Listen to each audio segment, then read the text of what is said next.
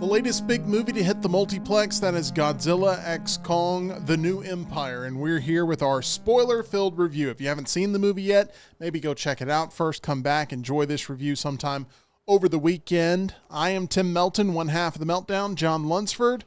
It is set to be a big opening weekend for Godzilla x Kong. It is. Big movie, big monsters, big money, but was it good? Ooh, that will be the question in which we answer here. We have an entire panel. We also have producer Tyler, who got a chance to see this in Prime 3D yesterday, along with your lovely wife, Laurel Lunsford, who also saw this in Prime 3D. I saw this in open captions, as we have prominently told, but I saw it in 2D, and it was just fine in 2D. I didn't need the 3D experience and the extra few dollars tacked on as well.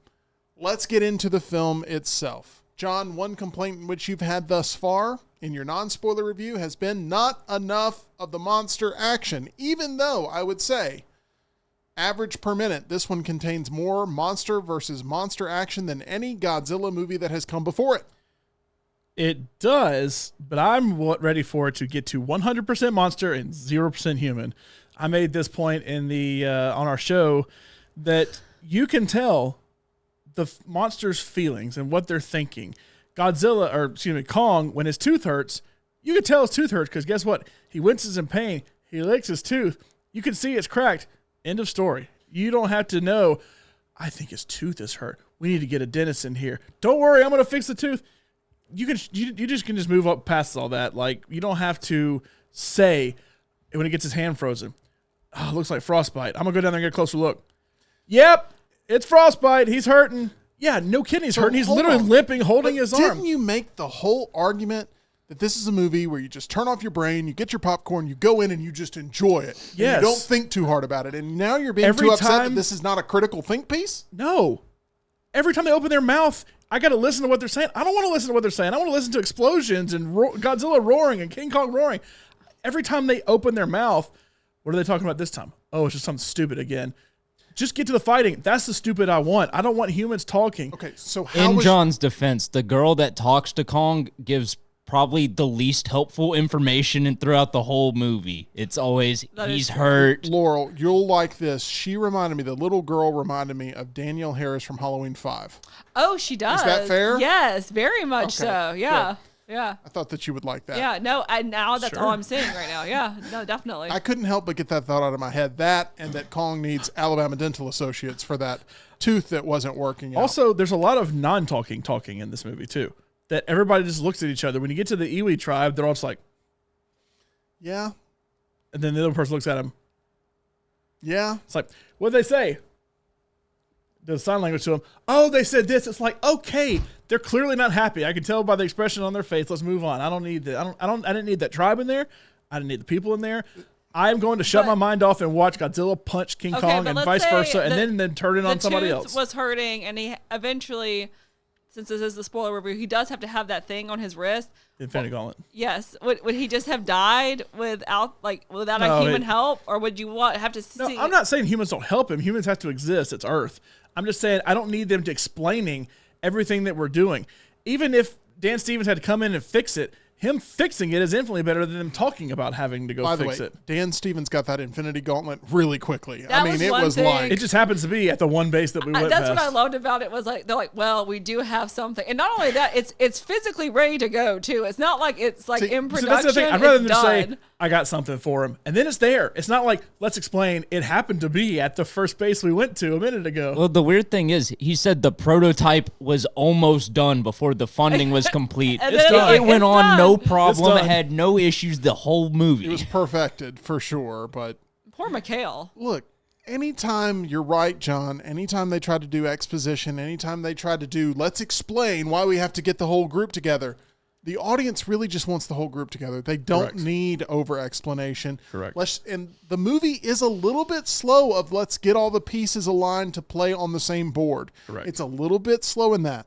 But my question to you is, once all those pieces are on the same board, did you enjoy the actual fights that you were witnessed? If you were to just take those out of the film itself, did they live up to your expectations? No, because I had too high of expectations for it. And I realize that's probably my fault.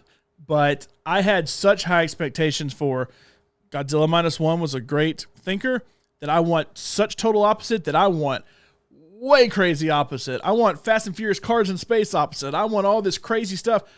And instead it's like, the fights are good. Don't get me wrong. The choreography is good.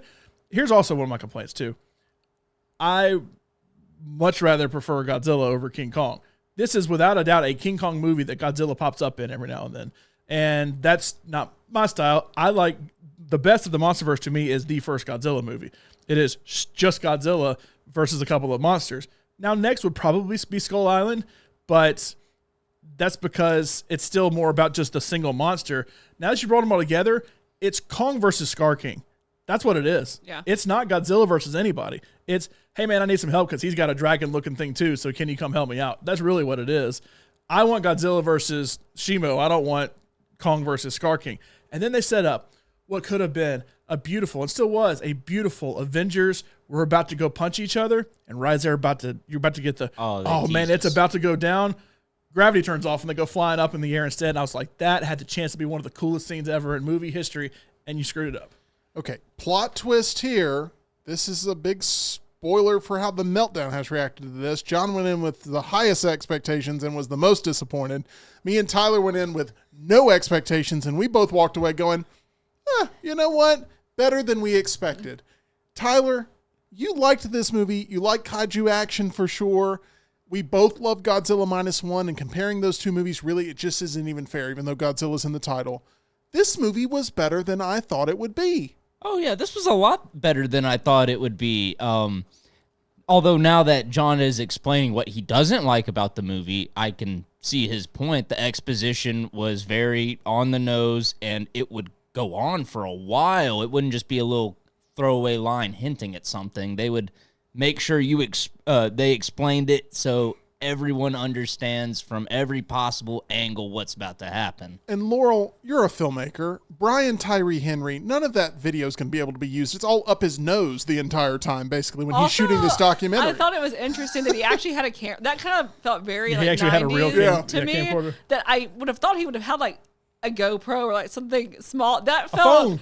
That just a phone. It just felt very. He's working on a budget, dated. Laurel. He's working on a budget. That was a hand-me-down. Yeah. But look, Laurel, one thing you loved and one thing I loved and didn't know that I would, Pink Godzilla. I loved it. Awesome. I loved it. Yeah. How great of a look. That was the best look of any of these Titans throughout the entire film was Pink Godzilla. Yeah, I loved that. And I did not realize, John corrected me today and said that I was not correct, but I thought he had to live underwater. I don't know why I thought that. I was surprised to see him just like chilling out and like he lives in Rome now. And the Roman, he just goes and takes a nap. I feel like I've always seen him in the water. Is this wrong? Oh, he is. He's in the water a lot. I thought he lives in the water. So in King of the Monsters, he gets really hurt and he has to go down to a base that is underwater, but it's like you go underwater and then you pop out and then he's not like in water. He doesn't have to be. Know that he doesn't have gills and has to live in the water in order to survive. I thought he had to be in water for a period of time. I look at Godzilla versus Kong and Godzilla X Kong very similarly to Batman v Superman. Godzilla and Superman are both way overpowered, but the more interesting characters are Kong and Batman. And they have to be humanized. They have to tell the stories of being the more popular of the characters emotionally. They have to get across a lot of the story points. And Godzilla is just basically used in this movie, you being a bigger Godzilla fan, me being a bigger Kong fan, has to be used to just come in and wreck shop. And that's pretty much all Godzilla's used for. But they did it in such a beautiful way with that pink tone. It was very midnightish. Now, it was. And that's part of my hype going into it was that, oh my God, he's pink now. Like that really was part of my hype for it. Now, you asked the question, how does he get pink?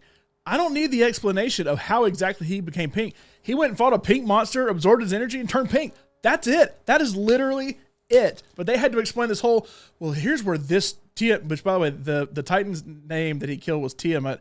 I believe that's the name of the, what's it called? Thing in Eternals that's in the middle of the ocean. That's also Tiamat. So it's like, so is he going to that thing that's from Eternals? What? I can't remember what they're called. The worlds are merging. The worlds are merging with each other. That's the names, not a good thing. The names start sounding the same. But like he literally goes, kills a pink thing, absorbs his energy. He's pink.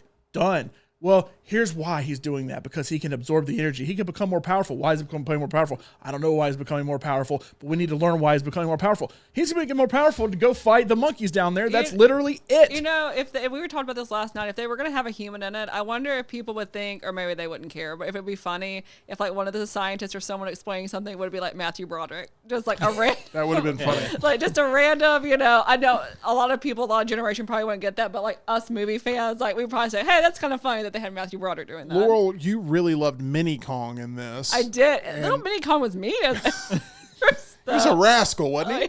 Was. And I told Tyler earlier, and I feel like Tyler had the same sentiment I did. I could not, I don't know if I needed to scream or laugh when they start this big fight with all the monkeys, and then he takes this little monkey who has bit him and just starts beating the heck out of all the rest of them. Beating like the others with this. And you're just sitting there going, what is going on? It reminded me of Hulk when he grabbed Loki and like started doing him back and forth. And you know, Kong tried to show some sense of, I'm going to save you. I'm going to bring you up off the cliff. Then he ends up getting attacked again, and then it's 300 into the pit for that guy. Yeah. There were a lot of epic Titan deaths in this, and that I enjoyed. There were some disgusting moments of creatures' blood and guts being poured If it wasn't everywhere. green, yellow, blue, all that, this is like, oh, this is a hard R movie, but just like, oh, it's yellow blood. It's okay. I can watch this thing get brutally murdered. Yeah. He threw the little piece of eel to the baby. Yeah, he was eating it. Oh, yeah. And it had like the worms in it and stuff. It was, Also, let me say this. All of that y'all all just described, another complaint of mine, since I'm the one complaining about it, is that's not kaiju fights. That's just two apes fighting.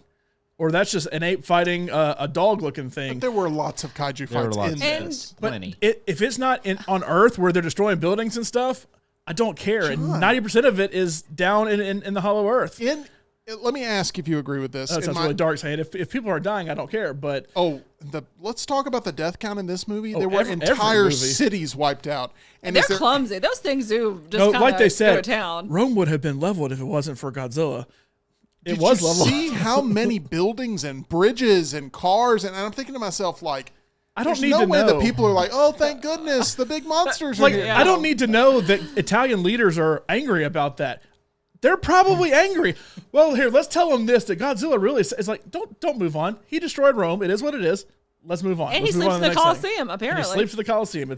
Now it's resting ground. It makes the destruction in Man of Steel look negligible compared to what we're seeing here with entire cities just completely disrupted.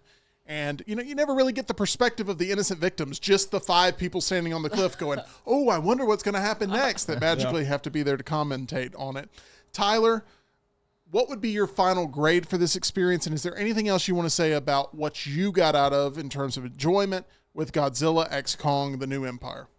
I'd say maybe 5.5 or a 6 out of 10. It's fine if you just turn your brain off and watch the kaiju fights, but if you start thinking about it and start picking details apart, you see a lot of glaring issues. So I think that equates to, like, out of 5, a 2.5 or 3. Yeah, Okay. roughly. All right. We're going to go out of 5. Laurel, what would be your score out of 5 with I this? would give it a solid 3, like a 3 out of 5. I'm right there with you. I think I would watch it again. Like if I came, like, you know, we're going to bed, if you just had it on, I would watch it. I wouldn't just seek it out probably to watch it, but, you know, if it were on, I would be intrigued enough to look at it. I thought it was a solid 3 out of 5. I thought the fight choreography was really good. It really is, in my opinion, a movie that's trying to be a video game. And it felt that way to me. If you go in treating it as it's just sort of a gamification of a film, I enjoyed it. These monsters don't look real in any capacity to me. I think the visual effects team, they do a great job on making whatever reality this is work, but it doesn't blend with the human characters at all, in my opinion. I can't separate the two, really. So I give it a 3 out of 5 just simply on the fight choreography alone. John, we know you've been the most harsh on this. What is your final score out of 5? Now, y'all are coming at it from boy, I'm expecting a 0 and it's going to move its way up. Right. I'm coming at it from it's going to be a 5 and work its way down. I give it a 3.5 out of 5. Now, it's the highest score, but it's also... Another plot twist. I expected it to be a 5 out of 5, so it's disappointing to me that it's only 3.5 out of 5. You spent the whole review dunking on it and But gives you it gotta- the equivalent of a 7 out of 10. Okay, blown away. it's a solid C. I mean, that's not a glowing review for it. That's fine. I'm not criticizing your review style. I just We're ultimately really giving it all pretty surprised. much the same score, but it's y'all are building your way up. I'm building my way down. Guess what? sure. We meet right in the middle. But this is Tim X John instead of just Godzilla X Kong. I like Godzilla, you like Kong. Where it works. That's correct. Like, I wanted a Godzilla movie. It was not a Godzilla movie. No. This is a King Kong.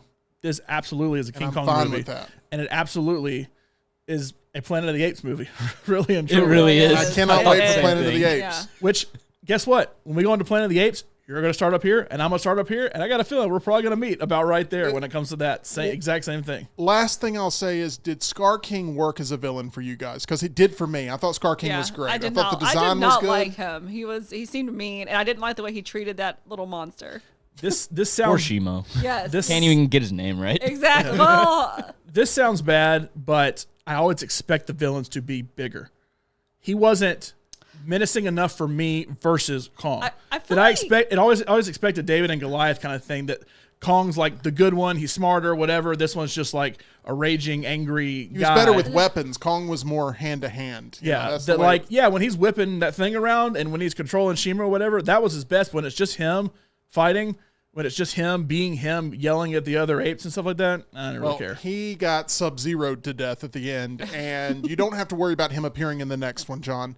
Correct. I think we're all on board for whatever the next one of these will be, and I give Adam Wingard some credit for keeping the enthusiasm. This thing's going to make money, and it is going to be something that is, I think, profitable and continues the franchise. By the way, one quick thing. Nothing ever dies in this universe. And this is another complaint from me. Mothra is revived, and the minute she's revived and convinces Godzilla to come down, disappears. And I was perfectly fine with that because I don't care. Mothra reviving Godzilla and King of the Monsters was one of the best moments. By the way, that trailer was incredible, and Mothra is what made that trailer incredible. But Mothra just disappears, and it's like, okay, well, I guess that's a kaiju we're not going to get anymore when it's one of the most notable ones from the Godzilla series. King of the Monsters, one of those movies where the trailer was better than the movie. And I could just rewatch the trailer that's one of the all best day. trailers ever done. Really, really good. So that's going to do it for our review. What did you think of Godzilla X Kong, The New Empire? We'd love to hear from you. Maybe you've chosen you're not even going to watch it at all, and for some reason you're still here at the end of this spoiler review. We'd love to hear your thoughts on it. John, there's one more place we want to turn our audience on to, and that's our title sponsor, MyBookie. And you know what? The visuals were pretty good. You might go to MyBookie and bet on it come Oscar season, just like Godzilla -1 was. You never know. But go to mybookie.ag, use promo code next round, bet on all kind of sports going on right now, plus play in the casino.